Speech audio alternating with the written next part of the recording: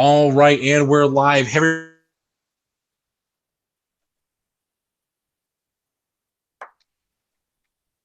And Anchor is gone, so I tonight. will. Oh, he's back. Damn it. Welcome back, This Anchor. again. Every single time I start, man. Every single time. You disappeared for a solid 8 seconds. Yeah, every single time I start. I don't know what it is. But anyway. Thank you guys for tuning in to Multiverse Show episode 129, the greatest show on Mondays. We're going to get things rolling here as we got almost the full panel back on board. We got to do our introductions first and foremost. First off, we have Lord of the Storm, the Titan of Texas, Mr. Fame Entertainment. All I want in life is $1 million and for Cersei to die horribly. Thank you guys for rocking with us again. Yeah, buddy. All right, and we have the former Sound Master General, the Caesar of Cinema, the Baron of Britain, Mr. James Wilson. For someone who is the Caesar of Cinema, I can't tell you how much I hate being at a cinema at this trying time. With Avengers out right now, there's few places I'd rather be. Yeah. No, there's every place I'd rather be. That's what I meant. Sorry. All right, and we have the Don Deletion himself, the Gaming Gambino, Mr. Mike P. The Truth. Yo, what's going on, everybody? Thank you for joining us for another fine episode of the Multiverse Show. It's great to be back with the panel as always. So let's get it started. And we have the Paladin of the Piedmont, the White Wolf, Mr. Samuel Tolbert. Hey, everybody. I am the wolf that was promised, since the prince who was promised evidently ain't going to show up. It is what it is. I've also finally seen Endgame and can join you all in discussions of that. So, that's exciting. Excellent. And the Main Command V2. Are you guys here? Not this again. All right, never mind. All right, so you guys are tuning in. We're going to get things rolling here. But first off, it's been a little while. Let's ask the panel here. What have you guys been playing? Let's start with you, Fame. What have you been playing, sir? Okay, yeah, I actually just started Assassin's Creed Origins. I actually picked up Odyssey first a while back on Xbox, but then Origins was gifted to me by Kev, the glorious PC guy. Kev gifted me Origins. So I've been playing that, and then I'm about to get into Splitgate. Actually going to be streaming Splitgate with the stream team. I'm now heading the TIC stream team, so we're going to be playing some Splitgate here fairly soon. But yeah, besides that coming up, I've been playing Assassin's Creed Origins. Really liking it so far. Nice. All right, James. You been playing anything, or are you still just stuck in the theater? James! He went back to work already. Wow, that was quick. All right, Mike, we'll come back to James. All right, so 2 games I've been playing mainly on the Switch. I'm playing Final Fantasy X, the remastered version. If you know me, you know Final Fantasy X is one of my favorite games of all time. It's in my top 5 easily. And replaying this again, it reminds me why I love the game so much. Just everything about the game, the story, the world, the characters, the battle system, everything, in my opinion, is pretty much perfect. I absolutely love playing through this game again. But other than that, I've been playing Mortal Kombat 11, and I really, really like it. I finished the story, been messing around in the crypt, unlocking stuff, playing the challenge towers, the towers of time that they have online, and I really, really enjoy it. It's in my top 3 favorite games of the year for so far. So Mortal Kombat 11 is definitely being a great game for me. Nice. Sam? So I have been playing, but this is basically all I've been playing. I've been playing Days Gone. I just finished it today. I have a lot of mixed thoughts. Overall, I had a good time with it. It's a very complex game to talk about because most of my issues are technical rather than anything else. Most of my issues come from a lack of polish, performance issues, even missing textures and stuff like that.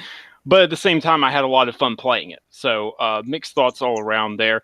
I'm about 90% of the way to the platinum, so I'm going to go ahead and grind that out. And since I'm right there, I may as well just go ahead and finish it up. And yeah, that's pretty much it. All right. Okay. And James, now that you're back, what have you been playing, sir, if anything? Oh, all right, back. Man. Talk about stage fright. He's back. No, he's back. He's trapped. You shot to the box. I'm back. All right. We were asking before we get banished to the Shadow Realm again. What have you been playing, if anything? You've been too busy working. Nope, not playing this. Oh, you know what? Actually, I've been playing Call of Cthulhu. When it came out because I'm on a massive Lovecraft kick at the moment. Good. And yeah, it's good stuff, man. This game it's weird. It's got one of those insanity meters that like you'd expect from a Lovecraft production. I can't really explain too much without going into crazy details and spoilers and stuff. If you like the work of H.P. Lovecraft and fun detective mysteries, then I recommend this game for you. They really capture the world that Lovecraft created. Even if you like games like Bloodborne, like the story behind it, like I'd recommend giving Call of Cthulhu a go. I reckon you can actually get it pretty cheaply right now on PSN. I think it's on sale. So yeah, Call of Cthulhu, recommend. That explains why you kept talking about Call of Cthulhu in the pregame chat. That's why you brought up the Lovecraft. Not going to ruin what we were talking about, but that's why you were bringing it up. For it's been on the episode. mind. Yeah. All right. I'm working on my thing. It'll be interesting. It'll be very interesting. Okay, so moving on to good topics for the evening. I want to talk about something old first. This happened last week. We got the trailer for Sonic the Hedgehog movie, and so may I? Please, sir, please. Okay. So we have to go back a couple months ago to when the first poster was revealed for the Sonic the Hedgehog movie, and the overwhelming response was, "Oh God, what are those legs?" I think that's fair. That is most of us going like, "This is weird." Like this is the silhouette picture from behind that we could only see like Sonic sort of like leaning to one side. The reaction was, "Nah, that's not great. Maybe it's just this angle." Then some images leaked. They were neither confirmed nor denied, but they weren't exactly promising, and people weren't big fans of it. Cut to, I want to say, about a week ago, maybe around Thursday, I think. The first official trailer for the film releases, and the backlash, as everybody knows, was biblically loud. Not in terms of size, but in terms of just like noise that people were making on the internet. It's hard to find something that generated this much hate so quickly. And there were loads of think pieces and loads of podcasts. If this has happened on Monday, we would have talked about it because it was big news. The crazy thing about this entire situation is what happened next, and it's something that's never really happened before in cinema. And I personally, I hope it doesn't happen again. Paramount Studios and Sega announced that they have listened to what people have to say and have said, "Yep, we listen to what you have to say, and we will change it." Hashtag gotta fix fast. So, I want to quickly say it's very cool that Paramount and Sega have actually taken on board what people have to say and want to make the best film that they can. Kudos to them for being open about it. The big problem with this is the dangerous precedent that it sends. In my personal opinion, if fanboys can now just shout loudly and get what they want, what the hell position are we going to be in 5 years' time? I just think I feel like they should have held fast and made the movie they wanted to make, and they should have just failed. But of course, they wouldn't do that because Paramount, in a whole business sense, need a good franchise other than Mission Impossible because Transformers is falling. It's a whole situation. But like the film company going back on what they had made, getting those artists who are going to be paid the same money, I imagine, to work overtime and do work that they wanted to do in the first place. It's a real smorgasbord of interesting opinions and interesting takes that we'll never truly understand for, I'm going to say, the best part of 5 years when we finally get the post-mortem on this film. That's my take on this situation from a business point of view, as opposed to like, I don't care about Sonic as a franchise. I'll watch the film because I like Jim Carrey and I like Ben Schwartz, who's the voice of Sonic. There we go. James Dunn. Now, see, I will say I agree with you on some of your points.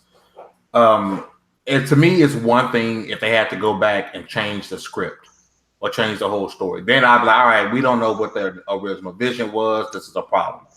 But you can't take something that's been looking the same way for so long and make it so butt ugly and think people aren't gonna be upset about it. I mean, this thing was hidden. It looked like a person in a Sonic bodysuit with long legs. It looked like somebody in a onesie. And it looked terrible. It looked absolutely terrible. I think I get what you're saying. I don't want this to be a case where this is happening all the time. But at the same time, if it's just the look of a CGI character, there's like kind of how when people are upset about how Starfire looked in Titans.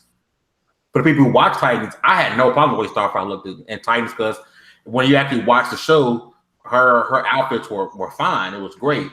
But with a CGI character of an iconic character, because even though Sonic may not be as relevant as he was before, he's still an iconic character. You can't drastically change his look like that. It's like if the Halo movie come out and Master Chief looks like Johnny Cage, like no, like I need to see Chief in his suit, like not out with sunglasses on because that's the way that the director wanted the movie to be. I think in this case, it's a good thing as long as people aren't complaining about the actual story being changed. I'm okay with an iconic, only an iconic character, not a new character, only an iconic character getting his due.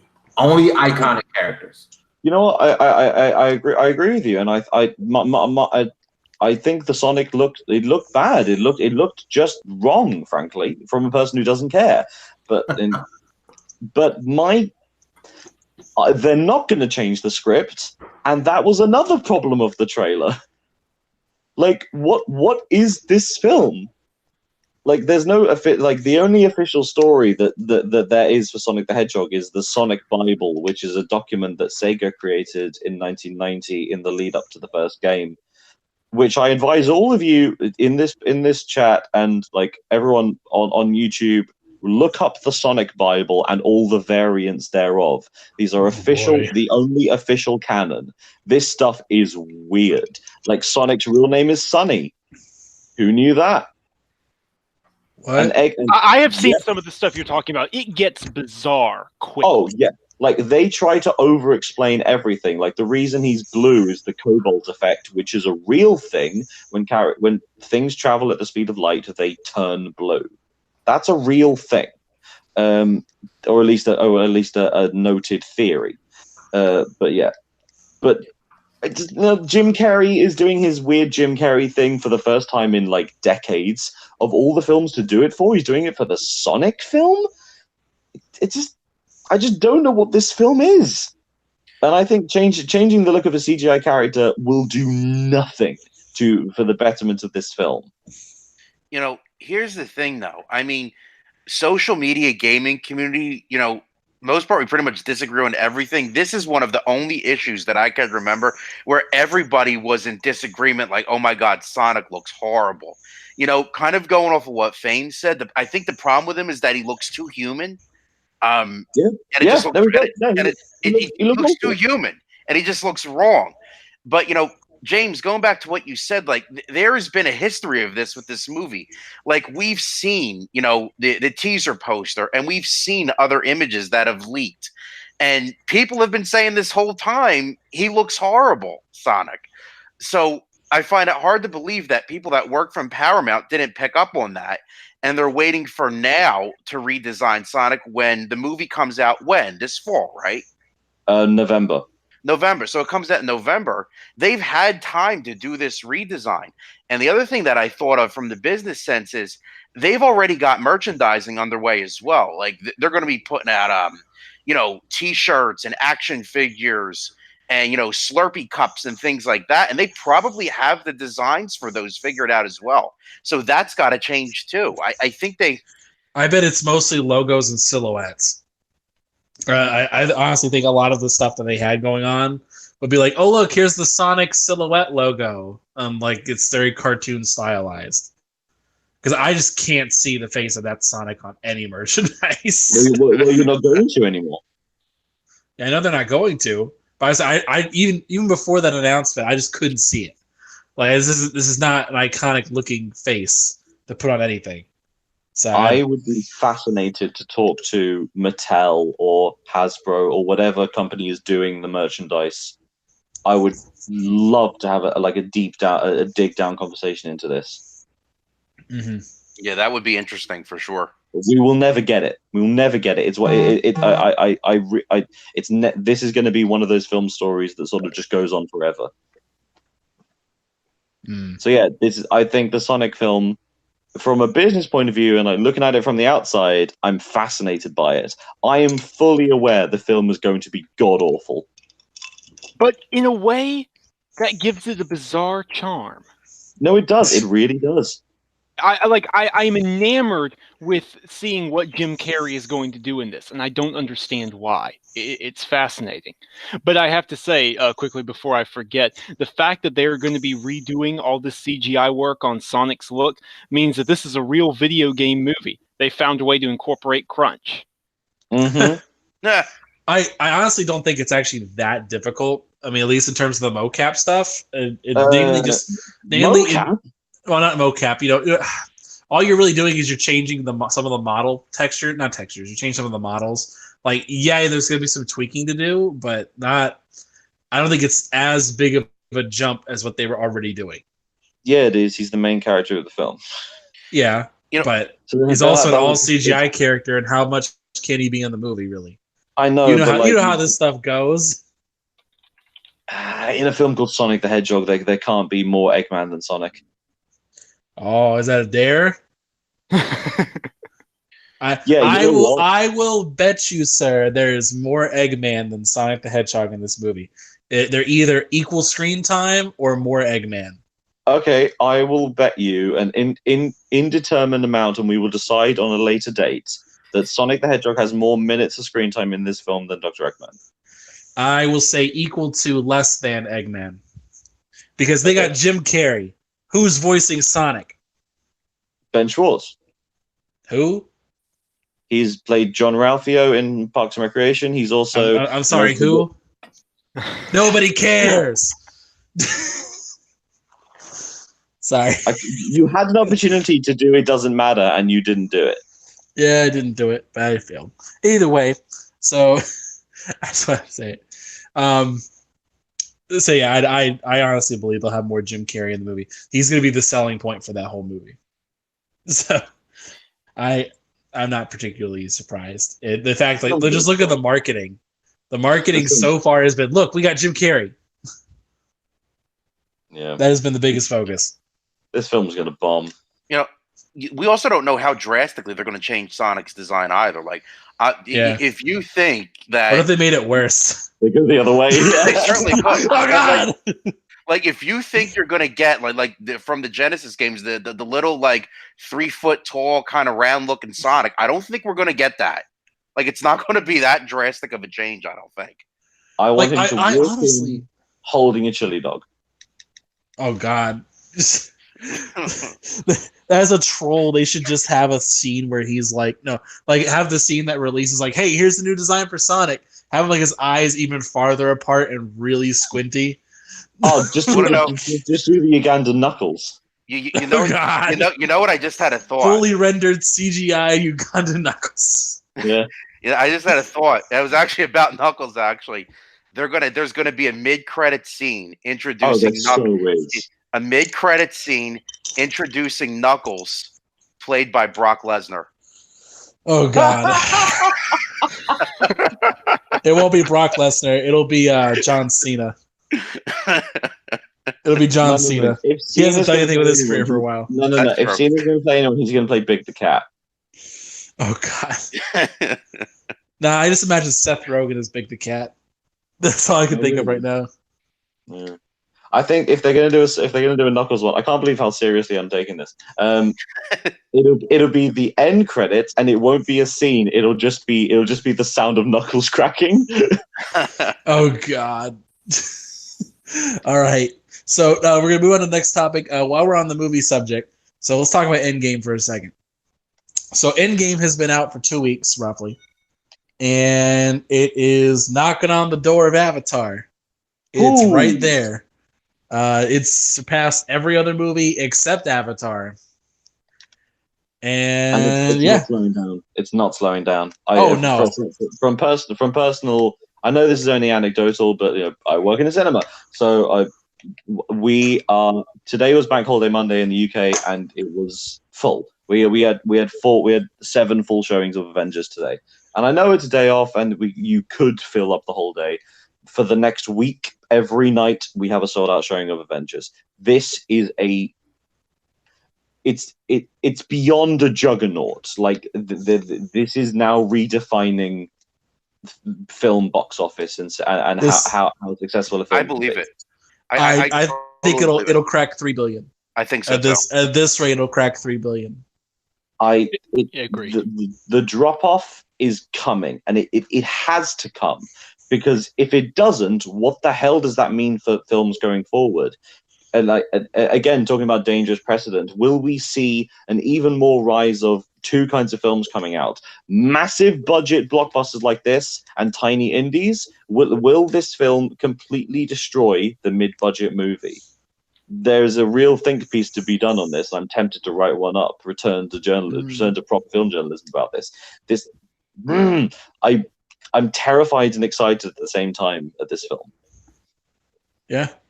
But I think it's one of those things where we were talking about this earlier before the show, that everyone else wanted to get on this bandwagon. Like, people knew Avengers was a success and that it was just going to get bigger and bigger and bigger. But the thing about it is that everyone wants to rush things. They want to rush it out. I mean, getting to this point took 11 years. Mm-hmm. It's been a long time coming. And I mean, I think what you're going to see happen is, after this movie in particular, I mean, you're going to see the franchise stuff start winding down, at least for Marvel. Like, I don't think any movie is going to hit this kind of hit a thing again, at least in the Marvel franchise.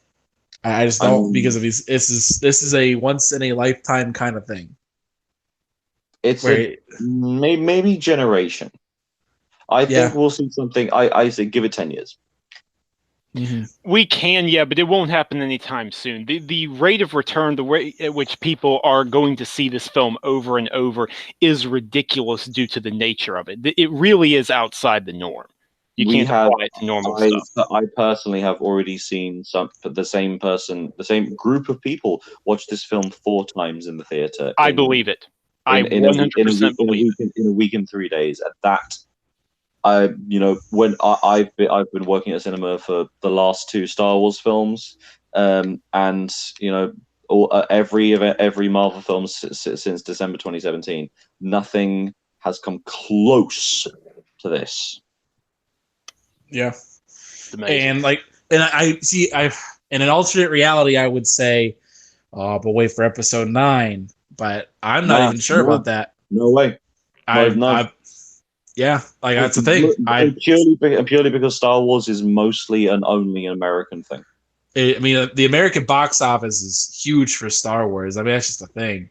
But the reason why I'm not even sure about Star Wars being able to compete with Marvel at this point is because Star Wars, I mean, they pissed off people the last 2 ones. Like, they genuinely did. I mean, we saw the drop off for Solo. I mean, if people stand something, it's Star Wars.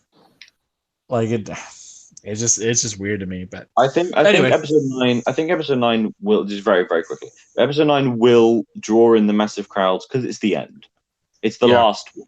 And it's not like Endgame, where it's like, this is the end of some people. But like, no, but they've said on record multiple times, this is the end of the Skywalker franchise. These characters, this story ends here. They are making more Star Wars films in the world, but if they involve any Skywalker characters, then they betrayed the franchise. If they do that, they kill the movie. They kill the franchise. I'm convinced. Yeah. So I'm going to say this now, because I know Fame's raring to talk about something, but we can't talk about it yet, so we have to follow our 2-week rule. When it comes to spoilers, and really just in general, especially for this one, you guys are very lucky we haven't spoiled Avengers Endgame yet. I mean, unless you watched the end of the last week's episode. I mean, All the Spider-Man trailer. no casual spoilers. Do not watch the Spider-Man trailer if you haven't seen Avengers Endgame. Exactly. Don't do it. Listen to James. But the big thing I want to tell you guys right now is next week, casual spoilers will be dropped. We can't hold it back anymore. Yeah. Like, you got 2 weeks. $2 billion of money has been spent on this movie. Like, you are on notice. Next week, we're talking about the future of the MCU. We're talking about all that stuff. Spoilers will be shed. Yeah. Other thing, too, is we're going to start getting our E3 prep going on next week. So, I mean, because it's less than a week till E3, guys. How is E3 5 weeks away? I know, right? Sure, Doesn't feel like it. I don't Right? know. I feel like I blinked, and it's almost I know. right. It's really weird. It feels like it snuck up on us this year. Yeah, I see that as I'm literally arranging meetings for it as we speak. Remember, guys, no one's gonna watch it because Sony's not there, so no hype. Yeah. Well, there's no competition. But like, what if Xbox come out and basically go, here's the new console, here's how cheap it is, boom. Here's one, here's the other. They're definitely gonna show two. Yeah. Yeah. They're gonna show the cheaper console and the more powerful console. They're gonna have both sides of the market covered. Yep. So, kind of maneuvering back into another topic for the evening. So, PlayStation has been kind of dabbling with their monthly or their own version of shows. Like, they've been calling it State of Play, which is kind of like I don't remember what the Xbox calls their show. Well, it's like Nintendo Direct. It's like Inside Xbox. It's their like, here's our monthly update of like what's going on with us, and small stuff mostly, some big stuff. But they had an announcement today about what their plan is for May's show. Remind me if I get it wrong. I know they're going to show something new, a new title. I'm sure And it's up in VR. probably. If we're being honest. What was it they said they were going to do? It was a deep dive on Medieval. Yeah, and then there will be, according to at ZHuge, who is financial analyst for Nico Partners, he knows a lot about the video game industry. He says that a third-party game people have probably forgotten about is going to be re-revealed. Deep down. There you go. Extended look at Medieval, a new Sony game, and presumably exclusive, and then a evidently long lost third party game is going to show up as well. Deep down, exclusive to PlayStation 5. Not even coming to PlayStation 4. Shenmue 3, maybe? No, Shenmue 3. One could only hope. My guess actually is that it's wild. Oh yeah, that's a thing. That would be my guess. That's been forever, man. It depends on what they mean by what ZHuge means by third party. If he means third party developed, it could be wild. But if he means just a third party game, not exclusive, it might be something like Dead Island 2. Remember that? Oh yeah, they still have the marketing rights for that. Yeah. So it depends on exactly what he means by that.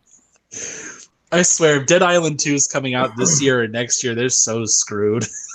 Like, Dying Light 2 is just... Let's think about this. This is just a really bad time to launch a zombie game. And it's starting out because Days Gone just came out. So you have Days Gone, Dying Light 2, which Dying Light 2 being made by the original developers of Dead Island. Dying Light 2, Last of Us Part 2. Oh my god, there's zombie games. I'm still sick of them, man. It's been almost a decade and I'm still sick of zombie games. But yeah, Dying Light 2. They're not zombies, they're infected. Yeah, which, by the way, let's bring that up for a minute. So what happened? Sam, what's the verdict here? Are freakers zombies? Yes. They talk... Okay, this is not a spoiler. Okay, no spoilers. They talk in game about how they are forming an ecology. They emit pheromones. They work in herds. So, are they biologically zombies? Arguably not. Do they act like zombies? Yes. Does it walk like a zombie? Exactly. That's the thing. It's Does like it talk like a zombie? biologically speaking, they have an explanation for no, this mutation is causing a new species, a new an insect-like hive almost. But it's zombies. Come on. I mean, they did the same thing for Last of Us. They're zombies, man. Why is this so difficult to just accept? Which, by the way, I do want to bring up the zombie thing because we've had this long discussion beforehand about zombies. I Am Legend confirmed they're vampires. You're talking about the book, right? No, I'm not. I'm talking about the movie too, because people brought up the whole thing about It's a little more ambiguous there. No, yes. no. If you read the actual description of the movie on the box and on the Netflix thing, it says vampiric creatures, vampires. Oh, okay, I stand corrected. Exactly. I ran across that the other day. I was like, oh my god, proof, vindication from this argument from 6 months ago. Amazing. Fair enough. So, Fair enough. Anyway, so that's a fun thing I noticed. But yeah, back to the state of play thing. So the discussion now is that whether or not they're going to have a state of play in June. I mean, I personally think they are. I mean, because it's almost going to be 1 month exactly before E3 for them. So I mean, it seems like they're going to have another one. What do you guys think? No, I think this is their final one before E3. I think their next one will be after E3. I can see that. I think everyone. I can also see Sony making an announcement during E3. Yeah, I think they're going to do something because I don't think they're not giving Microsoft the stage to themselves. Yeah, they're not just going to let Nintendo with their Direct and especially Microsoft go unchecked around E3 time. Like, I don't know if they'll do state of play, but they'll definitely do or announce something. Because they've had impeccable timing for everything Microsoft has done. Sony comes and they announce something like right after or right before. They have impeccable timing. They're not going to give Microsoft the floor ever. Yeah, they have a mole. There's a mole inside of Microsoft. I promise you, because Sony knows exactly when Microsoft's going to announce anything. They know it's going to say, "Oh, Microsoft had E3." Now all of a sudden, it's going to be a leak for The Last of Us 2. I guarantee it. Yeah, I wouldn't be surprised. Smart. I would not be surprised. I mean, it worked for Microsoft. It was like the last 3 E3s. Like that's what they were doing. It was like, we're going to undercut Sony at pretty much every juncture, and that's what they were doing. I was like, oh, yeah, crossplay. Oh, crap. You can't answer that. And make that your big marketing push. Yeah. And just undercut. Undercut them each and every time. Microsoft they could absolutely kill. I know we're going to talk about it in a few weeks, but they could kill E3 by dropping Playground and Ninja Theory's IP, show Gears 5, announce both consoles. Like, they could kill it if they wanted to. I mean, really, if they do that, like you said, Frame, show Playground and Ninja Theory's IP, show a little teaser of what the initiative's working on, show the new consoles, show Gears, and with Halo Infinite. Boom. They could kill it, dude. But those 4 games alone, Gears 5, Halo Infinite, Ninja Theory's new IP, and Playground's IP, you'll absolutely see 3 of those. I can promise you, 100%. Oh, yeah. The fourth one is I'm split. I'm not sure. And I think it really depends on when they plan to launch their console. Because if it plans to launch this year, I think they should pivot to like only focusing on this year and nothing else. Like, don't show Halo if it's not coming out this year. Don't only show Gears because it's coming out this year. Well, here's the thing. I do think Halo's going to drop next year with the console, but last year that wasn't a trailer. That was like just a tech demo. So they can get away by saying, no, this is the actual Halo Infinite teaser trailer. Especially if even then the teaser trailer is still focused on showing off what the new engine is doing. Yeah, they can get away with showing it this year, and then next year's E3 show the official trailer, and show that it's coming out with the console at the end of the year. But they can get away with doing Halo back-to-back because last year wasn't. They'll tell you it was just a demo of the new engine. Yeah, but this year they can say, all right, this is actually the actual teaser trailer for Halo Infinite. But to be clear, I think Gears and Ori and Ninja Theory's game are going to be getting the spotlight. But that's a conversation we'll be having in the future. So Gears is, off the podcast, I can tell y'all about. We'll talk about the podcast. Gears is going to be interesting. I got to see how it's going to fly. I mean, because I'm definitely interested in it because it feels like it's going to be different than all the other Gears games, which I'm totally down for. The thing from Microsoft, the big thing that will make them win the day is if they bring out new games and they bring out their old games and they bring out the console. If they show those three things, Sony's screwed. Like, what else can you do? They also need to announce a few big like Monster Hunter World type Xbox Game Pass games. They need to sell it at E3. Like whatever they have in their pocket, they need to announce at E3 as far as, hey, look at these big third-party titles. Because they're getting better with third-party titles on Game Pass. Oh, dude, Game Pass is killing it right now. Game Pass is good to the point where it makes me reconsider my buying habits. Because I think to myself a lot of times, well, maybe I should just wait to see if it goes on Game Pass. Perfect example for me recently, you guys know I love racing games, is Dirt Rally 2.0. Mm-hmm. I was thinking of buying it, but I held off because it's like, well, first Dirt Rally and Dirt 4 are in there. Who's to say that 3 months from now, this isn't going to go on there? You know what I mean? Yeah. Or better yet, Call of Cthulhu went on sale. I was like, I might buy this. Hold off. And I was like, wait, Vampire's already on here. Yeah, I need to grab that. Yeah, it's pretty. I've had to stop downloading games that I might play through Game Pass. That's how much it is. It's crazy. So they definitely got to keep that up and like show.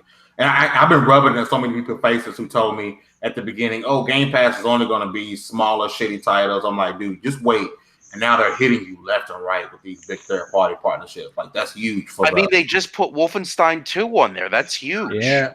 I told you guys, Bethesda's all about supporting that stuff, man. Everything everyone's done this gen, Bethesda's been behind. Everything. What PR, Switch. What awkward thing do you think Bethesda are going to do this year? Ooh, it's a tough one. I don't know. QuakeCon is in 2 months, and I'm super excited to be there. I can't wait to see. And then all of our tickets and badges are saying Year of the Doom. But I'm really excited to see what they're gonna show and talk about at QuakeCon. I think the only thing I can really point out for Bethesda, because they went all out last year in terms of what they got. I don't think I can think of Starfield. They're gonna come out and like point out some Starfield stuff. I think we might see something from Tango Gameworks. Yeah, we could. But does anybody really want to see anything from Tango Gameworks? Yes. I can't think of anything. Oh my god. I definitely do agree that Bethesda is the most enigmatic of the conferences happening this year. Yeah. We'll see. Yeah, you never know what they're gonna do. It's just like okay. But some years it's more predictable than others. Yeah. Like last year, there was stuff like I couldn't really predict what they're gonna show at the show. We figured out a lot of things. Like what was it? I called it last time when it came to the Wolfenstein thing. I said, watch Wolfenstein B. It's his twins. It's his twins, and it's going to be in the future. And you're going to play as his twins, and they're good at different things. One's stealthy, one's attack, one's all-out assault. That's what we're getting. So, but some things are predictable. Some things are not. So, I couldn't have predicted they were going to show Elder Scrolls and Starfield last time. But yeah. I think the Starfield's coming out next year. I think it's going to come out in 2020. I agree. I think because the thing is they're going to try to sell people on it early. That's the thing I'm looking at it.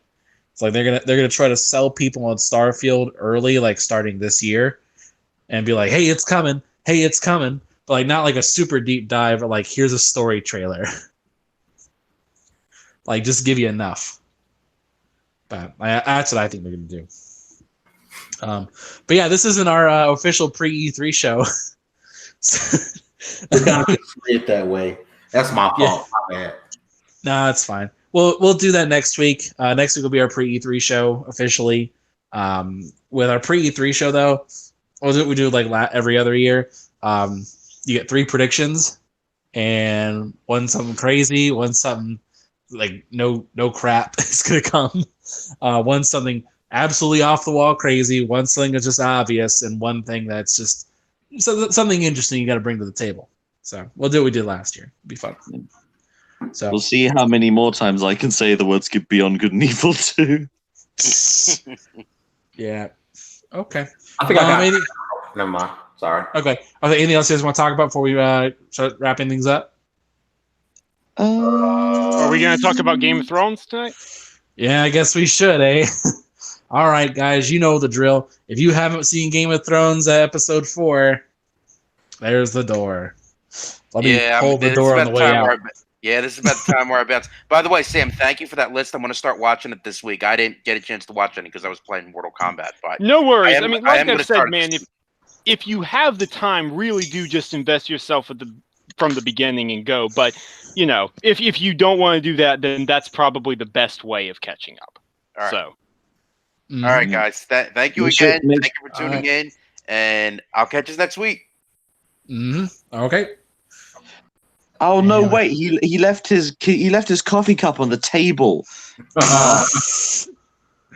All right. So for those of you guys who are still here, you guys know the rules. We're talking the latest Game of Thrones episode spoilers. So you guys, if you don't want to listen to that, you head on out. So let's get rolling, shall we? Recap what happened last time. Battle of Winterfell. People died. And this episode was really kind of like the follow-up. It's been the recap of like, okay, what now? So briefly, just around the table, what's your standout moment from this episode? It's obvious when Cersei killed Bae. Sandre. I need Cersei to die in the worst possible way. Like I want my satisfaction with her death, because a lot of deaths from like Joffrey, people, it wasn't satisfying enough. Like I need after that, like I need her to die in the worst possible way. I need Jaime to put a knife through her nose. Something like I need to be satisfied with her death because I'm so upset. If Joffrey's death isn't satisfactory for you, I don't know if anything will be. It just, I don't know. He didn't suffer enough for me, in my opinion. And it's just, I mean, I get it. We know because Jaime and Cersei are brother and sister and yada, yada, yada. I just hate the fact that now that Dany knows that Jon is her nephew, like she's still like so in love, and it's just weird, man. That's her nephew. Yeah, but for her, that's normal. Like all the Targaryens are related to each other, so it's like, yeah, that's okay. But to Jon, Jon's like, I don't like that they took her from this badass mother of dragons to this begging, weeping. Like I didn't like that. Like she's supposed to be like a hothead badass, and she's over here begging Jon not to speak out. Like. I guess I don't like the fact that I would have wanted her more aggressive with him, not her begging. It made her look really weak. I don't know. I disagree, man. You got to keep in mind where Dany is at emotionally, okay? She's lost one of her, at this point, when she's talking with Jon, she's lost one of her children. She's lost 2 of her closest advisors, including one of the only men who legitimately loved her for who she was and died defending her. She's lost a significant chunk of her armies, including most of the culture she spent years ingratiating herself into and her husband came from. And to top it all off, the man that she now loves and has found comfort with, oh, by the way, he's related to you, and more importantly, he has a better claim to the throne than you do. That's kind of disturbing emotionally. I get her being shaken up over it. And not only that, like literally the moments before that scene, she witnessed all the people that she had inspired to fight realizing herself, oh no, I did nothing. John inspired them to fight, and they all love him. He Yep. wants no part of rule, and every single person goes, yeah, that guy, I'll fight with him to the death. He's a king. They call him a king.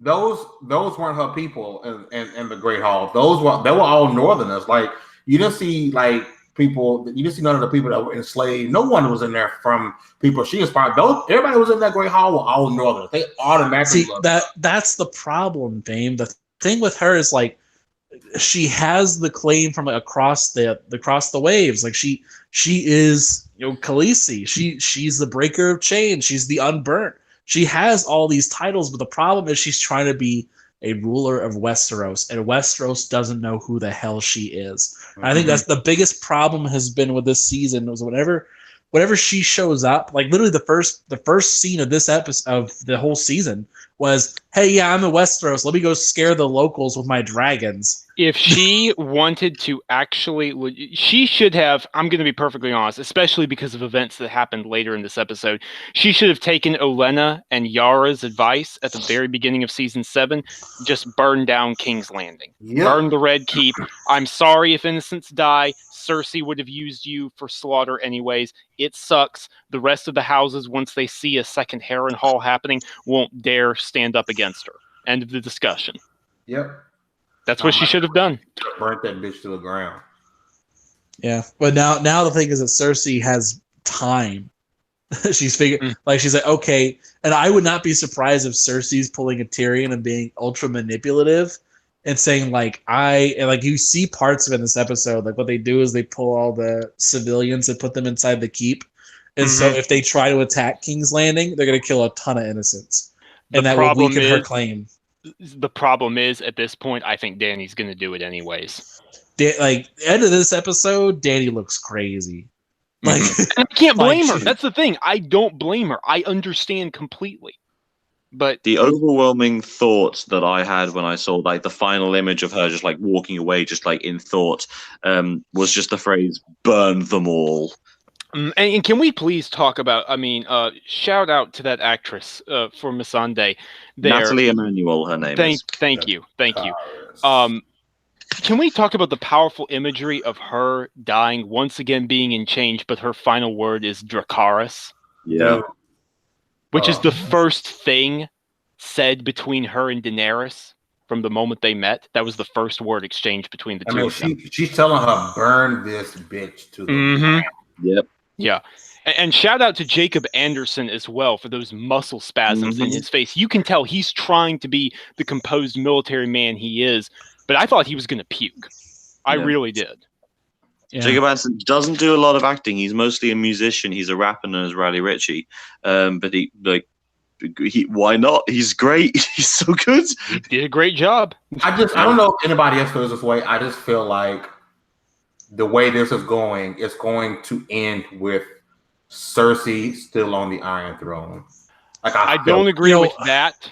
I don't think it will, but that doesn't mean I think this is going to be a happy ending. I think it's going to be a terrible ending. I low-key agree with you guys, but I actually think it's going to be Gendry on the throne.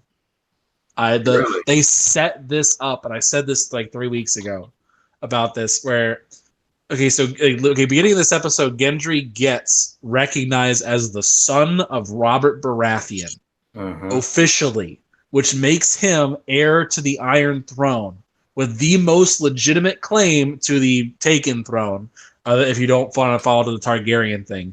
Jon doesn't want it, and Jon won't take it. Daenerys wants it, but the thing with Jon is like I'm convinced now she doesn't deserve it. Because she's going crazy at this point, and I just don't... there's a lot of issues with that. But the part that's making me think it is Gendry is that, 1, he's now recognized. 2, he's been on the right side the entire time. He's only been recognized by a current queen who's trying to usurp the crown. Exactly. Cersei Lannister and like all the other major families would be like, no, you're a bastard. Yeah. And that's the issue as well. Yeah, who was recognized. Now, speaking of which, by the way, She literally legitimized Gendry in this, so I'm astounded she didn't offer to legitimize Jon. That would be the perfect solution for her. To offer him, like, hey, you want to be a full Stark? I'll make you a full Stark. It's okay. That would have been a great way to deal with this instead of just begging him not to say anything. Here's what I'm thinking they're actually setting it up for. They're going to take King's Landing. Agreed. They're going to kill a ton of people. Yep. Like, they're going to kill Cersei. They're going to do that. But the people are going to be so against her. Like, it cannot work. They are going to be so against Daenerys. They are not going to trust her. Like, I think her last dragon's going to die. I think it's over. Like, her everything that she has going for her and, like, just continuing the cycle, it will have to be her abdicating the throne to someone who doesn't want it. And Varys pointed this out. Maybe the best person to be in charge is someone who doesn't want it. And that they're looking at Jon right now, who doesn't want it, but Gendry is the one who doesn't want it. Like, the first thing he gets when he becomes a lord, he goes and talks to Arya, and he's like, I don't know how to do this stuff. I don't know what it is to be a lord. I don't know what's going on. He's the perfect person to be a king. He has a legitimate claim people would actually believe. They would say, okay, well, we don't want any Targaryens because Targaryens are proving to be crazy as hell. Every time we get one close here. But here's Baratheon, the thing. he was okay. It was okay under Baratheon rule. Here's the problem, though. Here's the problem. Bronn made a very good point when he said all these noble houses were started because one particular guy was really good at killing people. What soldiers would Gendry have to back his claim? And you got Jon. You got the North. You got all those guys who view him as a hero. Will Sansa back them? Sansa, and I'm getting, speaking of which, I need to point hate is a strong word, but I'm telling you what, she's up to something right now. I don't know what it is, but she, and maybe to a lesser extent, Arya and Bran are up to something. I agree. I mean, they are clearly up to something. They want to weaken what's her name's claim, Daenerys' claim to the throne. Mm-hmm. They know they need to get rid of Cersei, but they don't want Dany on the throne either. And the thing is, I think they have been scarred, emotionally speaking, not just physically in Bran's case, but emotionally as well, because of the events that have happened to them, and they're determined to make their family come out on top, whatever it takes at this point. That's the thing. Like, the only person of that group who would actually have a thing is Jon, and Jon doesn't want it. That's the key thing here. He didn't want to be on the Night's Watch either, but he did it. Yeah, he didn't want to be king in the North, but he did it. But he did it. That's what I'm saying. Like, literally, the first thing he did was give up his kinghood. Like, yo, king of the North. All right, we're giving it to Daenerys. Well, actually, the first thing he did was reinstate multiple families. But wait a minute. We were talking about how the people won't want a Targaryen leading. I'm on your side, Anchor, now. Like, to further Gendry's thing is, like, if someone goes, Jon, he's the son of Rhaegar Targaryen, they'll be like, we don't want a Targaryen leader. Like, wait. Because that's the thing. If he makes that public, they're like, wait, Targaryen? We remember that. Like, all the old people are like, wait a minute. We remember this. Yeah, he's cool, but it's going to come with stipulations. Like, Daenerys is going to be involved in some regard, and it's going to be like, but Gendry is such a solid choice because I think what they're doing is they're kind of going more of a king of the people. Gendry, like, I could imagine someone starting his PR campaign, like them being like, Gendry, he grew up amongst the commoners. He knows the plight of the common man. Like, I think the problem is he didn't know he was a king until it was over. I don't think no one knows this kid. I think that's the issue. Yeah, but I think that's the point. The fact that nobody knows it, but he has a legitimate claim and hasn't done anything to piss anybody off either. And he hates King's Landing. Yeah, he hates King's Landing. Who else? But who's better to rule King's Landing than someone who hates it? Robert Baratheon wasn't a good ruler. Things were good because he had Jon Arryn cleaning up underneath him every time something happened. Yeah. Yeah. So make Jon Snow Hand of the King. There you go. So done. Just continue. Do what you're like. Then you could say it's come full circle. Baratheon, Starks.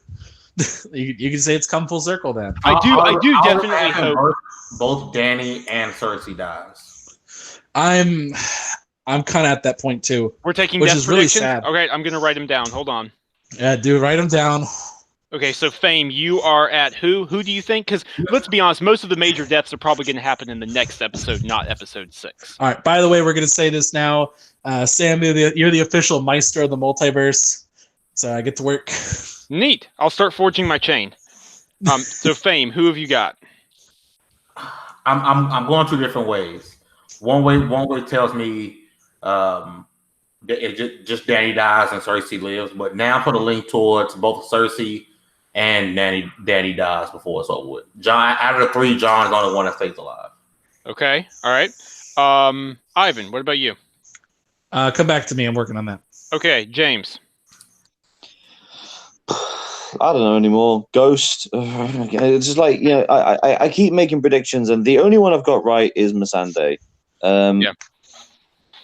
I keep thinking Tyrion's not long for this world, and every time I get proved wrong, he's probably going to be fine.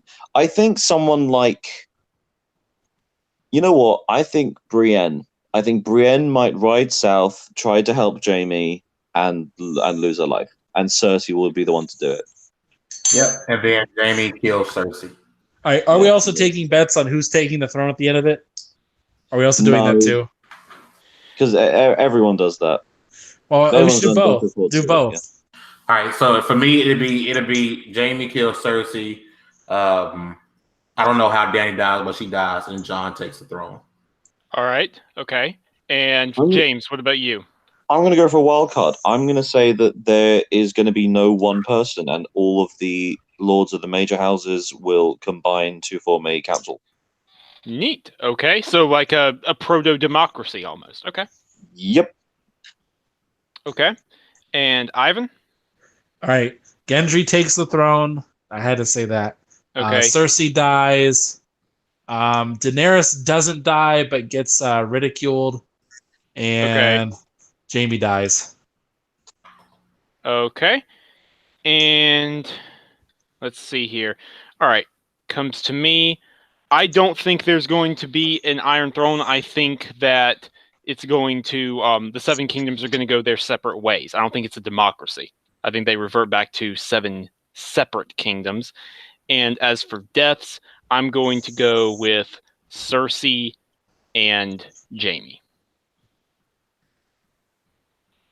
All right. Yeah. And Bran pushes them both out of a window. We've really come full circle now. Oh no! The things I do for love, and he rolls them out. It the whole time. Oh, worst idea. Daenerys and Jon are making love in a tower, and a little Lannister kid comes up and catches them. I think Daenerys ends up. If 2 things happen, if she doesn't die, she goes back and she rules where she was before, or she kills herself because Jon takes the throne and she has nothing else to live for because the people want Jon. So she kills herself because she can't come to kill him. Yeah, I actually think that what may happen is, they take the throne, but they abdicate it. Like, both of them are like, we're done. And they go live off by themselves wherever and say, I don't give a damn about the rest of this junk. And they go search for dragon eggs to reunite the dragon population. So, I do think somehow Jon will end up in dragon fire and he won't be burnt. He's going to be standing there naked. Here's the issue with that. Yeah, We've already seen Jon get burned in season 1. Did he? He, when smashing a lamp to kill the first white that reanimated in Castle Black, he severely burns his arm. Oh well, maybe it wasn't dragon fire though, was it?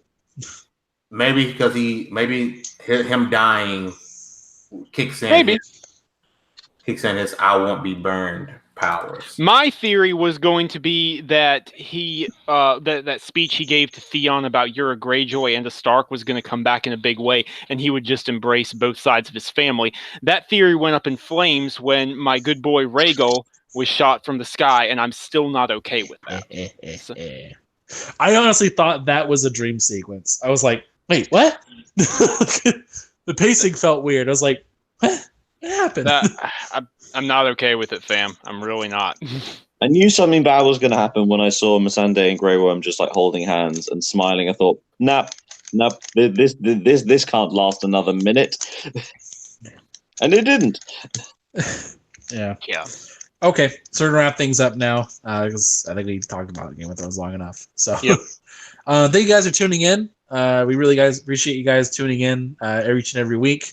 We're gonna do our E3 prediction show next week because if you do it right before E3, it doesn't count. So you gotta do it a good chunk of time in advance. So we'll wrap things up here. Do our sort of outros. Fame, where can good people find you? You guys can catch me on Twitter, FAMEENT2K. I host the WFP podcast every Wednesday, and our Discord is just about wrapped up, so we should be opening it up to everyone on Wednesday. So yeah, FAMEENT on Twitter, 2XP_podcast on Twitter as well, and yeah, buddy. All right, Sam. You can find me on Twitter at Samuel Tolbert. That's TOLBERT. You can find everything I write on tickgamesnetwork.com. I actually just put out a written/video guide for dealing with hordes in Days Gone. So if you're having some difficulty with that, you can come check that out. Dope. And you guys can find Mike P. The Truth at The Truth of Mike P. on Twitter and everything else. And James? Yes, everyone can come get me on the tweets at James_S Wilson. Come talk to me about the new season of iZombie and the final season, I should say. It's back, and I'm very excited. Also on Instagram at James Wilson with 2 S's and 2 L's. It's all the stuff. All right. And I'm Anchorman V2. You guys can find me on pretty much everything at Anchorman V2. Thank you guys for tuning in to the greatest show on Mondays. We are out of here.